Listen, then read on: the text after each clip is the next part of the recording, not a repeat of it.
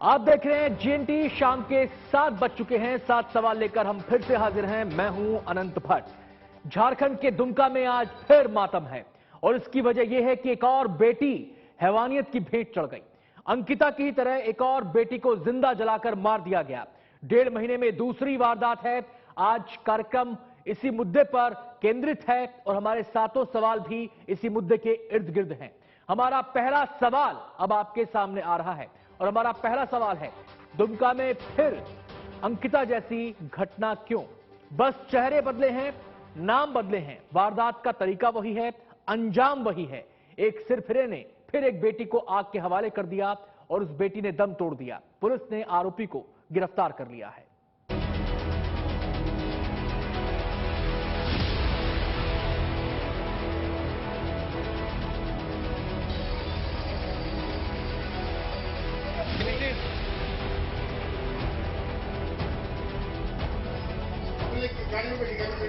झारखंड में एक और बेटी को आग में होम करने की कोशिश हुई है। 2 महीने के अंदर झारखंड की दूसरी ऐसी घटना है जिसने पूरे देश की संवेदना को झकझोर दिया है। ये दोनों ही घटनाएं दुमका की हैं। दुमका में जान छिड़कने का दावा करने वाले सिरफिरे आशिक लड़कियों पर पेट्रोल छिड़ककर आग लगा रहे हैं। अगस्त महीने में दुमका में अंकिता नाम की एक छात्रा सन की शाहरुख का शिकार बनी थी और कल दुमका में मारुति कुमारी को राजेश राउत नाम के एक शख्स ने बर्बर तरीके से पेट्रोल छिड़ककर आग लगा दी और जान से मारने की कोशिश की।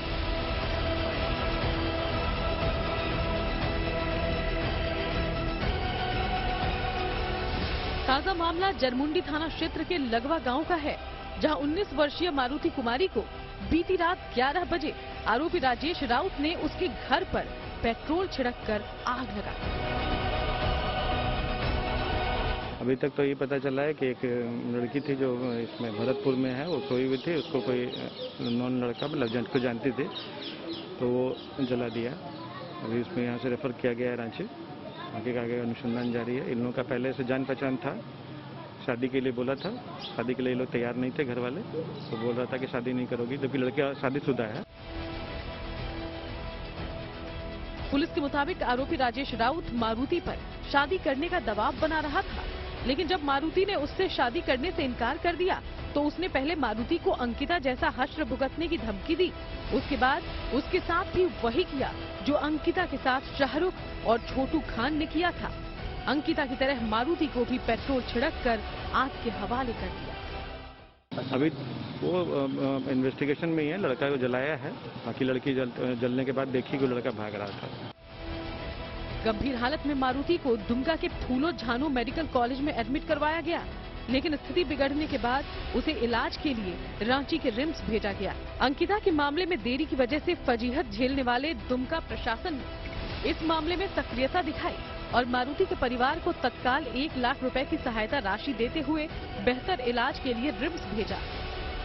जिला प्रशासन के द्वारा उस पर त्वरित कार्रवाई की गई है और उनके बेहतर इलाज के लिए रिम्स उनको रेफर भी किया गया है और उनको बेहतर इलाज के लिए 1 लाख रुपए का राशि उपलब्ध भी कराया गया है। राजेश राउत जो है उस पर लगातार शादी का दबाव बनाता है, लेकिन जैसे ही मारुति को ये पता चलता है कि राजेश की शादी हो चुकी है, वो शादीशुदा है, तो दोनों के बीच बातचीत कम हो जाती है। एक फोन जो है बताया जाता है कि उसके पास था जिससे बातचीत होती थी।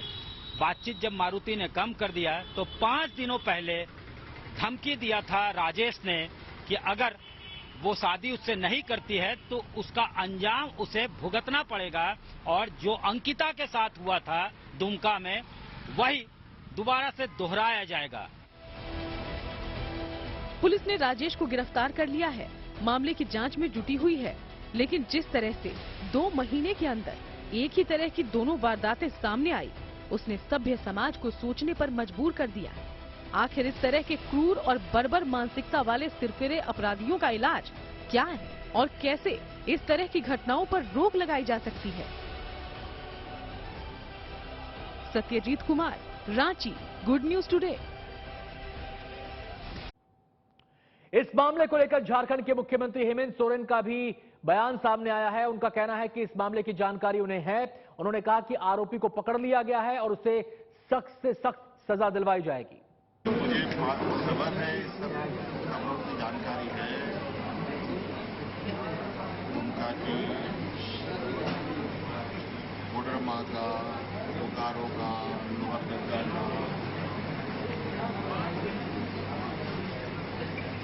सभी जगहों की जानकारी मुझे और आपको मालूम है कि कार्रवाई भी चल रही है।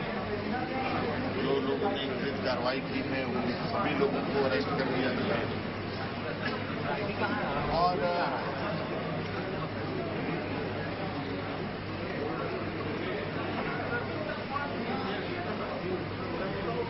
हमारा प्रयास है कि सरकार, पुलिस, प्रशासन अपना कार्य मुस्तैदी से करे और जो गुनाह करे उसको कड़ी से कड़ी सजा अविलंब करे। जो बेटी हैवानियत का शिकार हुई है उसका नाम मारुति है। मारुति ग्रेजुएशन फर्स्ट ईयर की छात्रा थी, पढ़ाई में अच्छी थी, वो कुछ बनना चाहती थी, लेकिन एक सिरफिरे ने उसके सपनों को सुहा कर दिया। अब नजर हमारे दूसरे सवाल पर, जो अब आपके सामने है। किसकी साजिश का शिकार हुई दुमका की बेटी? जिस सिरफिरे ने मारुति को जिंदा जलाया है उसका नाम राजेश है। पुलिस उसे पकड़ चुकी है। वो काफी समय से लड़की को परेशान कर रहा था, उसे धमका रहा था। डर की वजह से लड़की ने पुलिस में शिकायत भी नहीं की। इससे राजेश का हौसला और बढ़ गया।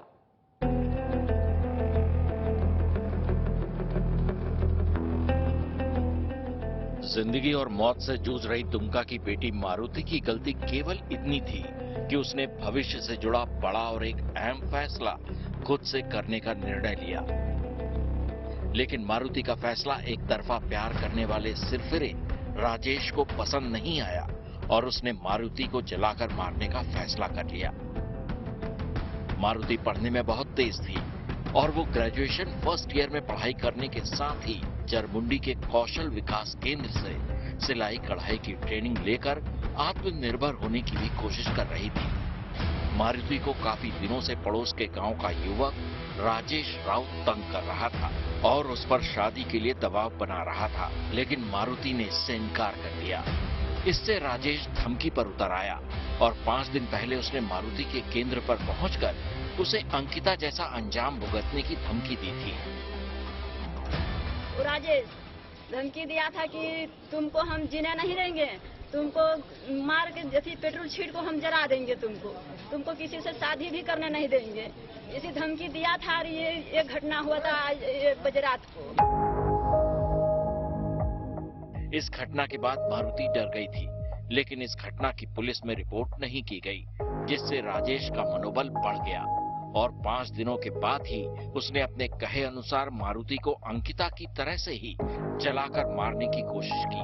वो रात 11 बजे मारुति के घर पहुंचा, दरवाजा तोड़कर अंदर दाखिल हुआ और मारुति पर पेट्रोल छिड़ककर आग लगा दी। पुलिस ने आरोपी को पकड़ लिया है और वो इस बात का पता लगाने की कोशिश में जुटी है कि इस साजिश में राजेश के साथ साथ और कौन कौन लोग शामिल थे। इस घटना के बाद मारुति के परिवार वाले दोषियों के खिलाफ कड़ी कार्रवाई की मांग कर रहे हैं। इस तरफ कोई लड़की को जलाया था, उसी तरफ उसको फांसी का सजा मिलना चाहिए। इस तरफ तो घटना बढ़ते जा रहा है। वो धमकी दिया था दुमका में, एक लड़की को मारा था आगे में जला के, उसी तरफ तुमको जला देंगे, तो उसी तरफ कर दिया था। इस तरफ तो बढ़ रहा है ना घटना सर। 2 महीने के भीतर लड़कियों पर पेट्रोल छिड़ककर आग लगाने की ये दूसरी घटना है। विपक्षी दल बीजेपी इन घटनाओं पर हेमंत सरकार पर हमलावर है।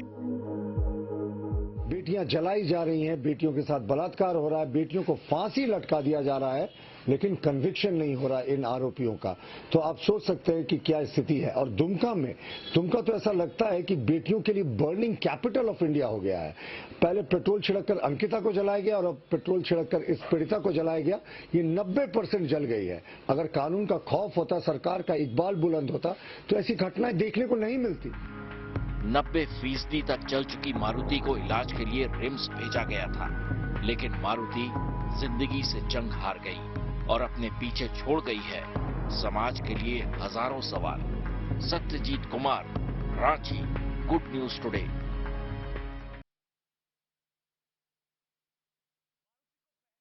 के लिए दुमका दिया गया।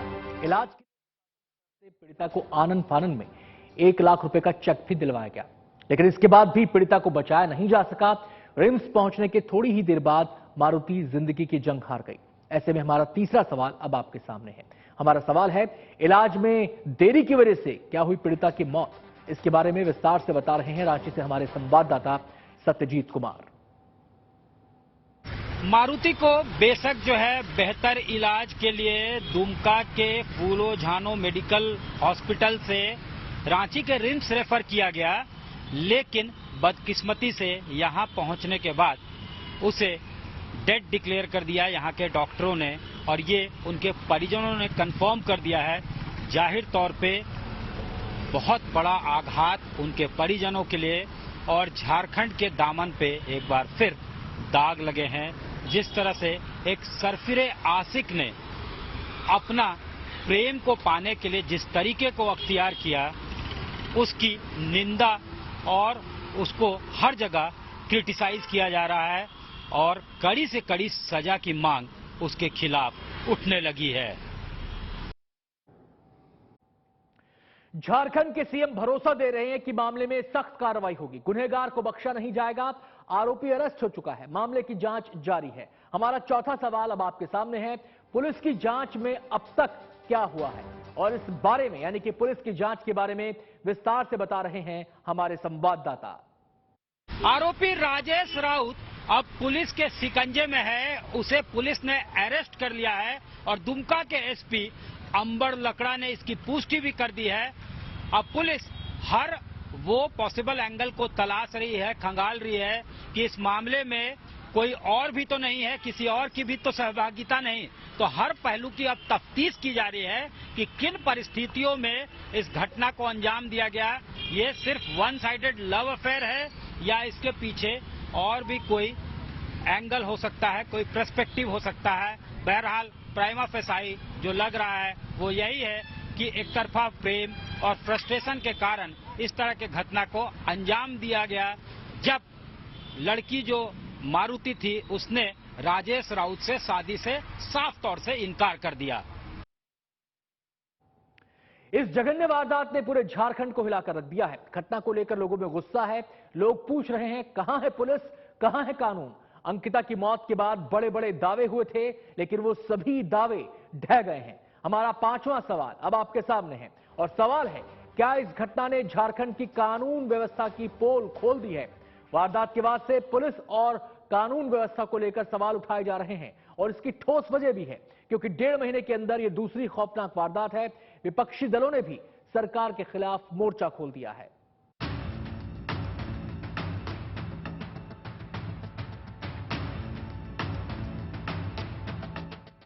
तीन महीने में दुमका में दूसरी बार एक तरफा प्यार की सबसे भयानक तस्वीर दिखी। अब सवाल झारखंड की कानून व्यवस्था पर उठ रहे हैं, जो लाजमी भी हैं। फिक्र इंसान की होनी चाहिए, फिक्र न्याय व्यवस्था को दुरुस्त करने की होनी चाहिए। सवाल भी उठने चाहिए, पर सभी पार्टियां अपने अपने हिसाब से हमले और बचाव की रणनीति में उलझी हैं। झारखंड से बीजेपी के कद्दावर नेता और केंद्रीय मंत्री अर्जुन मुंडा ने सीधा हमला झारखंड की सरकार पर किया। इस घटना को झारखंड की कानून व्यवस्था की नाकामी बताया।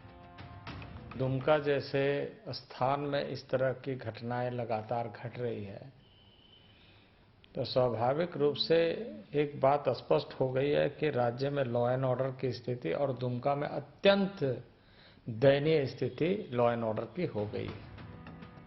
इस मुद्दे पर झारखंड सरकार बुरी तरह घिरी हुई है, और इसकी बेचैनी सरकार के भीतर तक दिख रही है।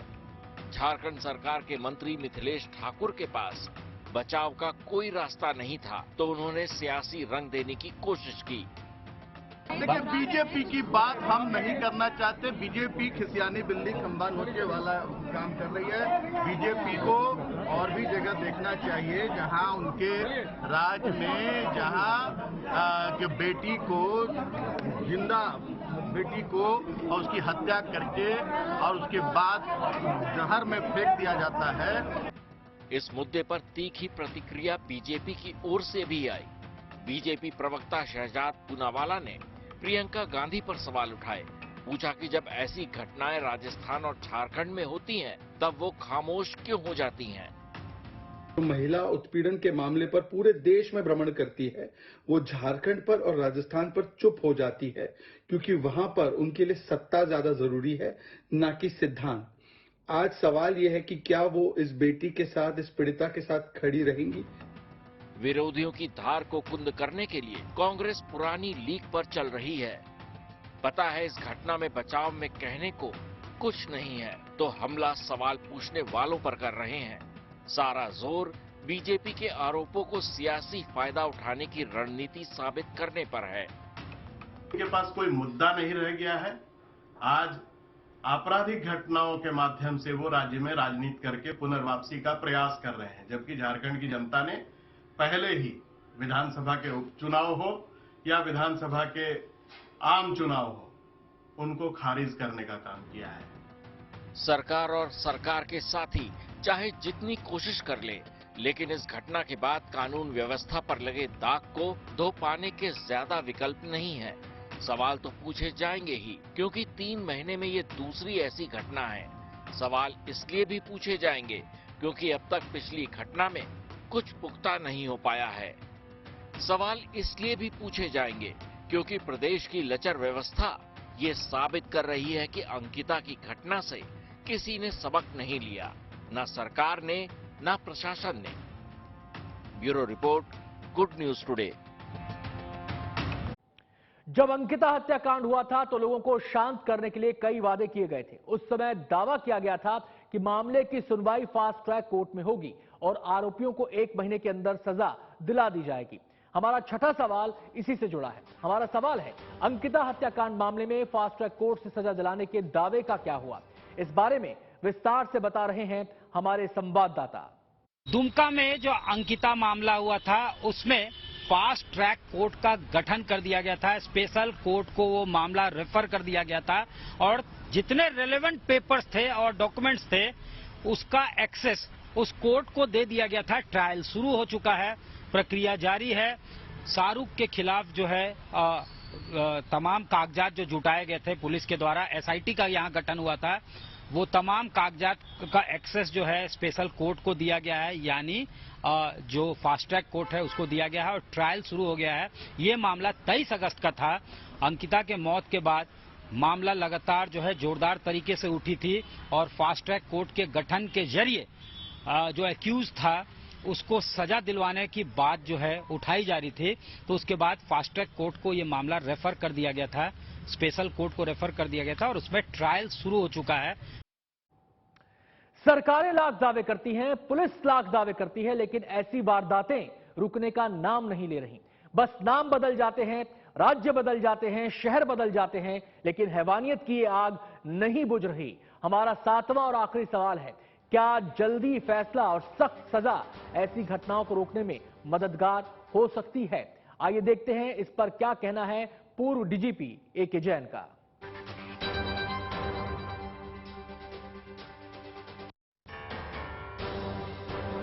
ऐसे में अत्यंत कठोर कार्रवाई होनी चाहिए। शीघ्र से शीघ्र ऐसे अभियुक्त को पकड़ा जाना चाहिए। उसके खिलाफ आरोप पत्र न्यायालय को प्रेषित करना चाहिए और फास्ट ट्रैक कोर्ट में ऐसे प्रकरणों को चलाकर शीघ्र से शीघ्र उनका निस्तारण करके उनको रेयरेस्ट ऑफ रेयर केस मानते हुए उनमें सजा दी जानी चाहिए। शीघ्र से शीघ्र यदि ऐसे प्रकरणों में सजा मिलेगी, सालों साल ऐसे प्रकरण लंबित नहीं पड़े रहेंगे न्यायालयों में, तो इससे इस प्रकार के अपराधों को रोकने में एवं समाज में जागृति लाने में, एक अपराधियों में भय पैदा करने में इससे मदद मिलेगी। कार्यक्रम में आज इतना ही। अब आपसे सीधे सोमवार को मुलाकात होगी। नया मुद्दा, नए सवाल। फिलहाल इजाजत।